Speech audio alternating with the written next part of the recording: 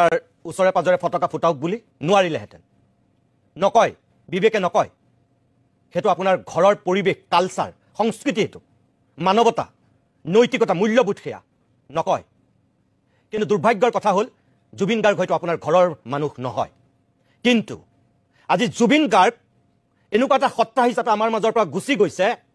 যে প্ৰত্যেক ঘৰ মানুহৰ সন্তান ঢুকুৱাৰ নিচিনা দুখত আছে কাৰোবাৰ কাৰণে জুবিন ভাগিনীয়েক ভতিজাক পুত্ৰ কাৰোবাৰ কাৰণে শিক্ষক কাৰোবাৰ কাৰণে বন্ধু কাৰোবাৰ কাৰণে সকলো মোৰ প্ৰশ্নটো হ'ল যদি আপোনাৰ ঘৰত আপোনাৰ আত্মীয় ঢুকালেহেঁতেন আপোনাৰ পুত্ৰ আপোনাৰ কন্যা যদি ঢুকালেহেঁতেন আপুনি এনেকৈ ক'ব পাৰিলেহেঁতেন নে যদি আপোনাৰ পত্নী ঢুকালেহেঁতেন আপুনি ক'ব পাৰিলেহেঁতেন নে মুখ্যমন্ত্ৰীৰ আসনৰ পৰা আপোনাৰ ওচৰে পাজৰে ফটকা ফুটাওক বুলি নোৱাৰিলেহেঁতেন নকয় বিবেকে নকয় সেইটো আপোনাৰ ঘৰৰ পৰিৱেশ কালচাৰ সংস্কৃতি সেইটো মানৱতা নৈতিকতা মূল্যবোধ সেয়া নকয়